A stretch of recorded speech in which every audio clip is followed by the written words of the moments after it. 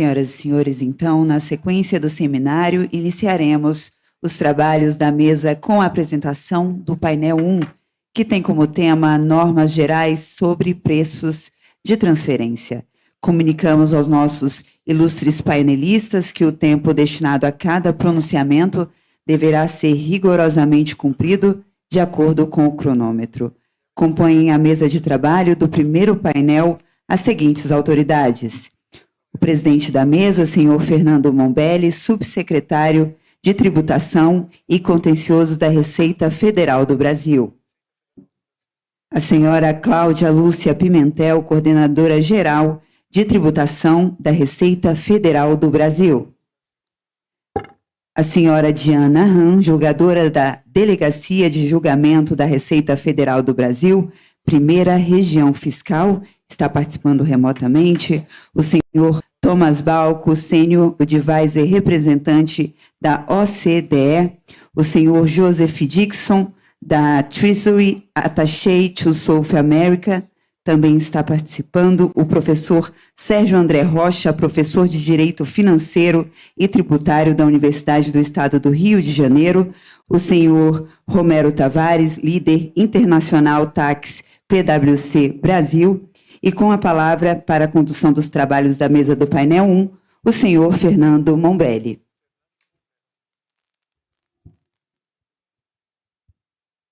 Muito bom dia a todos, senhoras e senhores, seletos participantes desse seminário e aos que estão nos assistindo de modo remoto também, da importância desse painel e desse tema para a tributação, para a administração tributária, para os contribuintes e para o Brasil.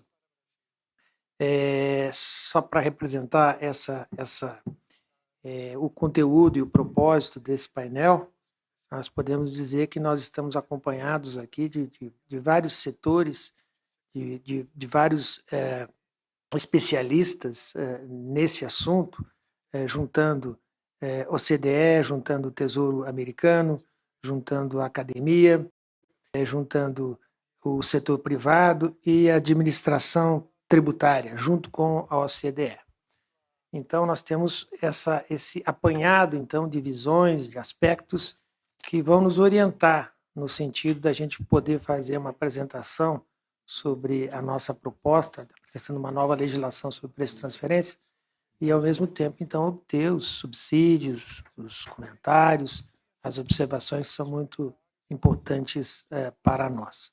Contextualizando, nós estamos passando de um modelo que foi criado lá em 1996, que é a regra de preço de transferência, de modo que a gente adote, então, uma regra de convergência no sentido de aproximação com a OCDE. Aliás, condição sine qua non para adesão da OCDE é essa convergência de regras tributárias a respeito principalmente de preço de transferência, mas temos outras, né, no que diz respeito à tributação das plataformas digitais, da introdução de um IVA para o Brasil, né, no sentido da gente ter uma legislação moderna, uma legislação que, especificamente no que se refere a preço de transferência, busque uma legislação nova que, ao mesmo tempo que proteja a base tributária brasileira, a tributação brasileira, que é importante, ao mesmo tempo nós tenhamos também uma adequação, né, no sentido da gente ter uma adequação com as regras internacionais e ter uma tributação justa,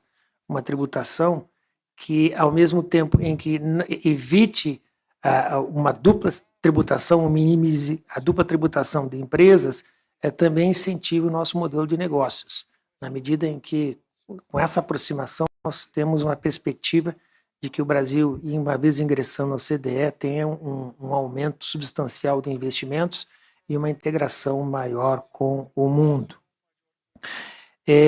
Basicamente, essa legislação busca, então, ao mesmo tempo em que adota o princípio como regra, inclusive estabelecido em lei do arm's length, ou seja, da equiparação, da verificação nas transações entre partes vinculadas, buscando o que empresas independentes fariam na mesma contextualização, de modo que a gente tem, então, essa adequação para não tributar demais e, ao mesmo tempo, não deixar de tributar. Sobre isso, então, nós vamos começar o nosso painel, feitas essas observações introdutórias, com a auditora fiscal da Receita Federal, Giana Ram, que vai nos apresentar, então, uma primeira apresentação, um apanhado das regras gerais. Sem esquecer que, além dessa questão da aproximação, nós temos a aplicação das regras de preço de transferência para outras hipóteses que até hoje não são abrangidas, como, por exemplo, a questão dos intangíveis, né?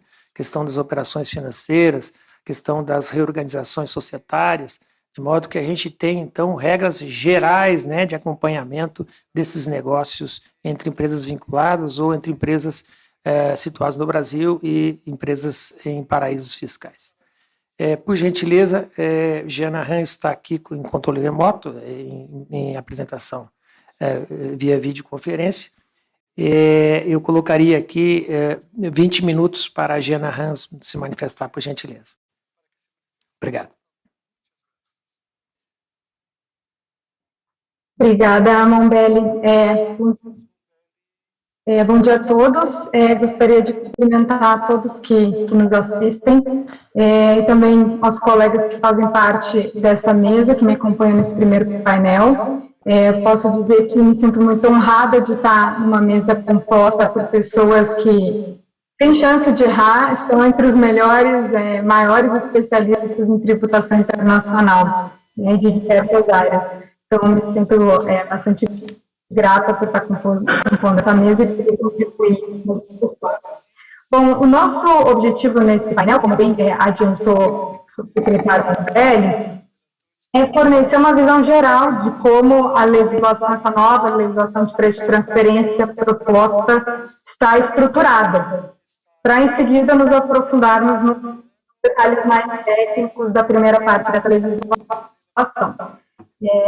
Então, acho que nós podemos até pedir para a organização colocar slide para guiar a apresentação.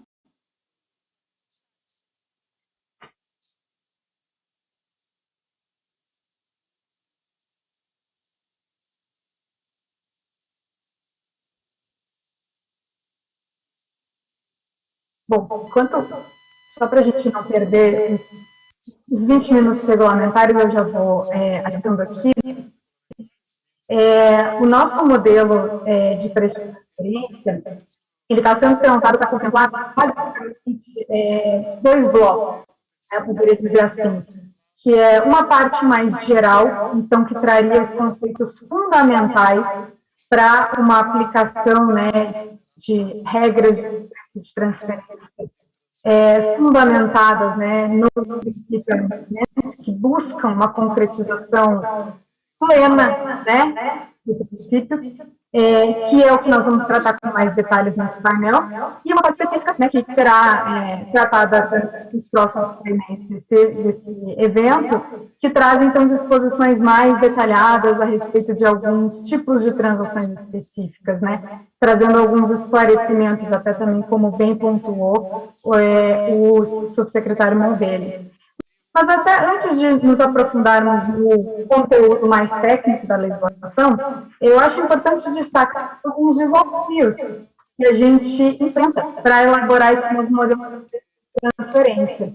Porque nós precisamos ter um sistema, né, migrar para um sistema muito mais baseado em princípios, né, um sistema mais principiológico, com normas mais abertas, né, porque é imprescindível que se tenha uma legislação mais principiológica para que a gente consiga realmente ter um controle de preço de transferência alinhado ao princípio, né?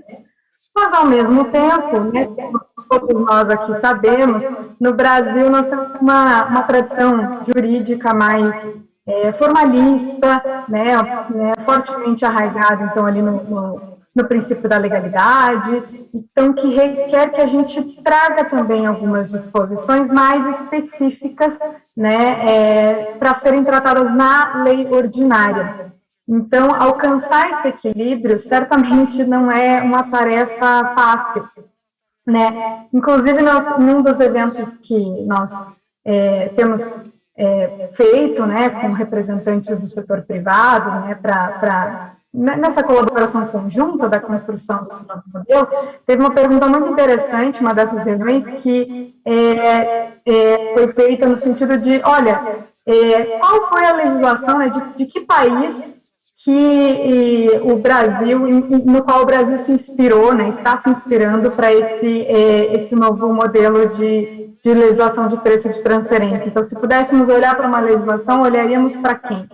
E, na verdade, não tem uma única legislação estrangeira que nós possamos apontar como o principal referencial, porque não existe um modelo único, né? Em primeiro lugar, os países, eles adotam modelos diferentes conforme as suas particularidades também, né? Então, tem países que adotam modelos, né, legislações ordinárias mais detalhadas, tem países que simplesmente afirmam o princípio arm's length na legislação ordinária e deixam praticamente toda a regulamentação para a legislação secundária. Temos países que, né, como nós, buscam um modelo mais híbrido. Então, o nosso trabalho, na verdade, foi um trabalho de estudo bastante aprofundado de talvez dezenas de legislações de preço de transferência, né, em conjunto com a equipe da UCBE nesse trabalho, para internalizar e adaptar aquilo que nós achamos mais adequado para o Brasil. E nós temos que considerar também, nesse contexto, as intensas discussões que muitas vezes nós enfrentamos a respeito dos limites, né, da delegação legislativa que pode ser feita ao Poder Executivo para que este discipline determinadas matérias, né, e aqui especialmente tratando de matérias tributárias. Isso até o professor Sérgio André vai explorar com muito mais propriedade logo em seguida nesse painel. Acredito que possa nos dar alguns subsídios para sabermos se estamos aí caminhando, né, seguindo por um caminho adequado. E um outro desafio que eu queria chamar a atenção aqui também é o fato de, no Brasil, a gente já ter um histórico de controle de preço de transferência. Então, nós já temos regras de preço de transferência hoje, né? Temos já conceitos bem consolidados, né? Práticas administrativas.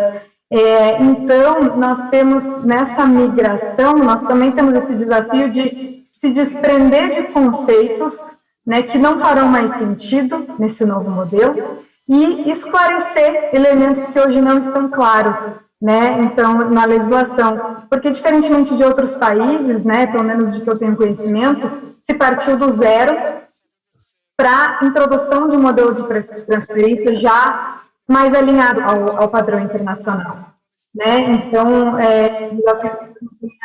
não tenha sido enfrentado, mas nós ainda temos esse desafio, né? Então, dando um exemplo bem simples, nós precisamos deixar claro nesse novo modelo que as reestruturações de negócio vão fazer parte do escopo material, né, de controle de preço de transferência. Além disso, temos que nos desprender do conceito, né, da legislação societária, né, na hora, para fins de controle de preço de transferência, quando estivermos diante de uma reestruturação de negócios, né, e aqui trazer um conceito diferente para fins de preço de transferência. Então, temos esse desafio adicional.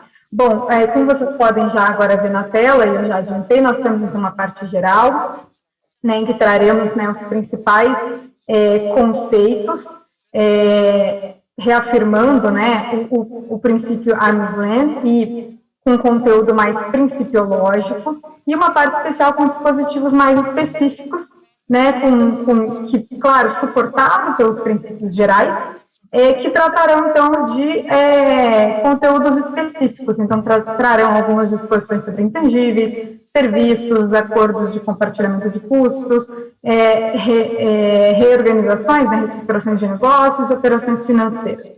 E, como eu já adiantei, aí temos alguns desafios nessa estrutura. Podemos passar isso.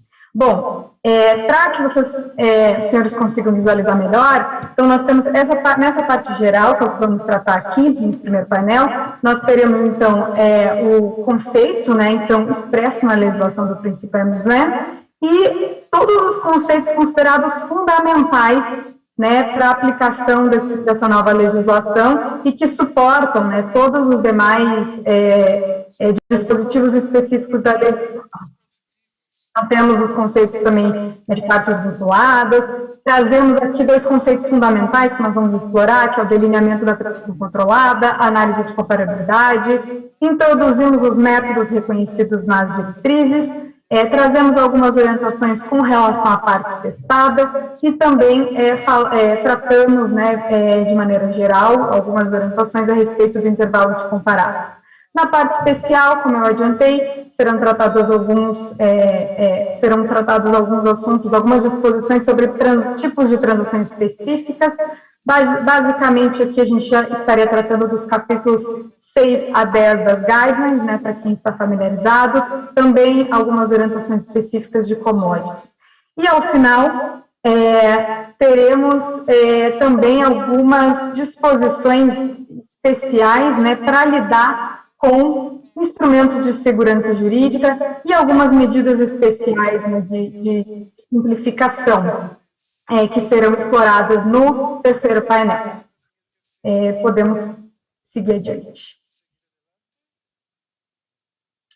Bom, então, entrando agora no conteúdo específico, nós temos na legislação, logo no início da legislação, a previsão expressa, né, reproduzindo o conteúdo do princípio arm's length, exigindo, então, que para fins de determinação das bases de cálculo do imposto de renda e da contribuição social, os termos e condições de uma transação controlada sejam estabelecidos de acordo com aqueles que seriam estabelecidos entre partes não vinculadas em circunstâncias comparáveis. Então, é o princípio arm's length puro e simples, né, na legislação. Podemos passar. Além disso, a nossa ideia é trazer uma definição de transações controladas, né? Então, trazer esse escopo material da legislação de preço de transferência, de maneira que fique claro que a legislação se aplica a todo tipo de transação controlada. Então, aqui também trazendo, né, aquela equalização que eu vinha mencionando no início desse painel entre disposições mais principiológicas, né, e algumas regras mais específicas, nós pretendemos trazer uma definição mais ampla de transações controladas, compreendendo, então, qualquer tipo de relação comercial ou financeira, realizada de forma direta ou indireta, entre 2 ou mais partes vinculadas, e trazemos, né, exemplos, né, claros, expressos do que já estaria incluído nesse conceito. Então, os contratos de compartilhamento de custos, as transações financeiras, as reestruturações de negócios, as transações com intangíveis, né, e outras transações cujo objeto seja alienação de qualquer tipo de ativo, incluindo participações societárias. Bom, com relação ao escopo subjetivo, nós também pretendemos trazer uma definição de vinculação, né, de partes vinculadas, mais principiológica, né, alicerçada no princípio arm's length, e também naquele equilíbrio, para fins também de segurança jurídica, trazer também alguns dispositivos que já coloquem situações que são automaticamente consideradas, né, como presente a existência de vinculação e, portanto, sujeitas ao controle de preço de transferência. Então, pela definição principiológica, serão consideradas partes vinculadas quando pelo menos uma delas estiver sujeita à influência, exercida direta ou indiretamente por qualquer outra parte, que possa levar ao estabelecimento de termos e condições em suas transações que divirjam daqueles que serão estabelecidos entre partes não vinculadas em transações comparáveis. Essa é a definição principiológica. E aí, no próximo slide, vocês poderão ver que, em combinação a essa definição principiológica, nós trazemos uma lista complementar com aqueles casos que já são até bastante conhecidos. Eu não sei, pelo menos para mim não apareceu aqui o próximo slide, mas no próximo, isso, obrigada. Então, tem uma lista, não vou me aprofundar nela, porque são, assim, casos já bastante, né, até muitos deles já conhecidos, de situações que são consideradas partes vinculadas. E é importante destacar que nós pretendemos manter a aplicação da legislação de preço de transferência às transações realizadas pelo contribuinte domiciliado no Brasil, com qualquer entidade residente ou domiciliada em jurisdição com tributação favorecida ou beneficiária de regimes fiscais privilegiados, né? Isso é algo que nós encontramos, né, em outros países, inclusive alguns países da OCDE. Então, apesar de não ser, não é uma prática unânime, mas há outros países que também colocam esse tipo de transação no escopo do controle de preço de transferência. Bom, seguindo para o próximo slide, nós também trazemos dois conceitos importantíssimos para a aplicação do princípio arm's length, que é a necessidade de se efetuar o delineamento da transação controlada, ou seja, verificar o que efetivamente ocorreu naquela transação, para que, se então, possa partir para a comparação dos termos e condições da transação controlada, devidamente delineada, né, com aqueles termos e condições que seriam estabelecidos entre partes não vinculadas em circunstâncias comparáveis, a nossa chamada análise de comparabilidade.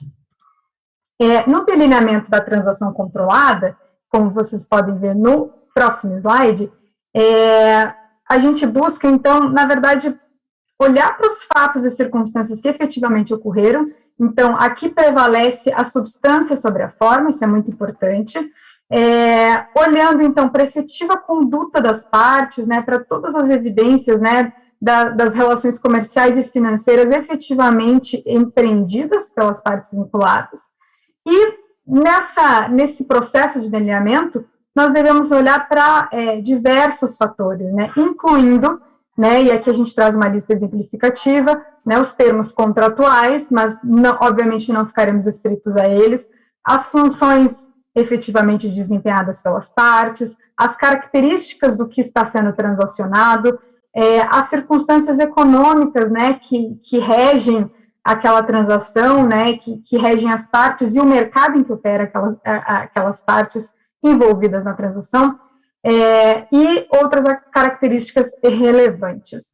Bom, também trazemos um conceito importante, que é das opções realisticamente disponíveis, né, que é muito relevante que se considere aqui, no sentido de se avaliar se há a existência de outras opções que poderiam ter resultados mais vantajosos para as partes envolvidas, né, considerando o comportamento que seria adotado por partes não vinculadas, porque esse é o comportamento que partes independentes adotam. Elas olham para o mercado, olham para as opções disponíveis e veem qual é a melhor opção dentro daquele contexto antes de entrar em um negócio.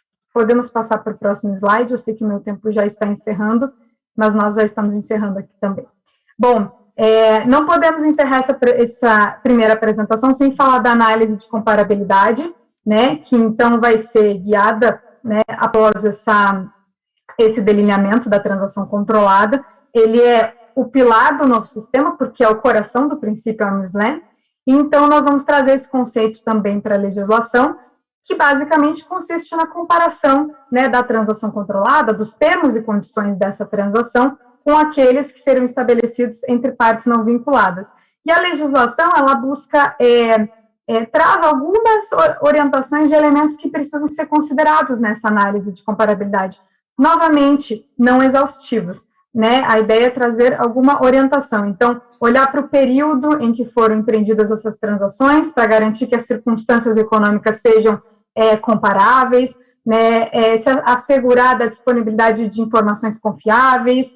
Nesse processo também está aí a seleção do método mais apropriado e também verificar se há a presença de incertezas, né, na precificação ou na avaliação, né, do item que está sendo transacionado, se havia essas incertezas no momento da celebração da transação que possam ter alguma influência no preço ou no indicador. Bom, rapidamente, vamos introduzir o conceito de seleção do método mais apropriado, muito diferente do que temos hoje, né? Então, seleção do método em conformidade com a natureza das transações e com todas as circunstâncias economicamente relevantes, e a introdução de todos os métodos reconhecidos pela OCDE e E aqui eu vou dar o destaque que também vamos prever a possibilidade de utilização de outros métodos, desde que essa outra metodologia produza um resultado consistente com o princípio e que os outros métodos, né, tradicionalmente descritos, não sejam apropriados para aquela transação específica. Por fim, vamos ter algumas orientações também sobre a escolha da parte testada. Não vai ser fixada, se deve ser a parte aqui no Brasil, por exemplo, né, ela deverá ser escolhida de acordo, né, com as características da transação, com a disponibilidade de informações, e, por fim, teremos também algumas orientações sobre como lidar com um intervalo de comparáveis, né, quando a aplicação do método conduzir a mais de um único resultado comparável. Aqui nós estamos estabelecendo algo que nós vimos em outras legislações, que é adotar como medida estatística o intervalo interquartil, e também uma outra prática que vimos em outros países, que é quando o contribuinte se situar fora desse intervalo, levar o resultado à mediana, né? Nós acreditamos que isso, de certa forma, traz alguma medida de praticabilidade nesse sentido. E também prevemos, é claro, que outras medidas estatísticas possam vir a ser implementadas, por exemplo, como resultado de um MAP, ou em outras hipóteses que a Receita Federal venha a disciplinar. A ideia aqui foi fornecer, então, só esse panorama geral, para que a gente possa dar prosseguimento às discussões técnicas nesse painel, e agradeço muito e fico aqui à disposição para para o prosseguimento do painel. Devolvo a palavra para o subsecretário Mombelli. Obrigada. Presidente da mesa, peço licença para o senhor só para dar um recado. Pois não. Só gostaria de informar a todos vocês, e aos principalmente que estão nos acompanhando pela internet, que as traduções em inglês e espanhol já estão disponíveis no YouTube. Muito obrigada. Passo a palavra para o presidente da mesa. Muito obrigado a Jana aí pela bela e concisa apresentação sobre essas regras gerais. E vou chamar o segundo participante desse painel, a pessoa do senhor Thomas Balco. É o conselheiro sênior representante da OCDE, supervisor, então, da equipe da OCDE que trabalhou aqui com a equipe da Receita Federal, no sentido de fazer essa integração específica, né, dar conhecimento da legislação comparada, as legislações da OCDE, também conhecer a legislação brasileira, exatamente para que a gente pudesse fazer essa migração, esse salto de conhecimento, com o apoio fundamental do Reino Unido, para que nós tivéssemos essas incontáveis reuniões, né, sequência de reuniões técnicas, né, no sentido do aprofundamento e da capacitação da equipe, para que pudesse, então, redigir um projeto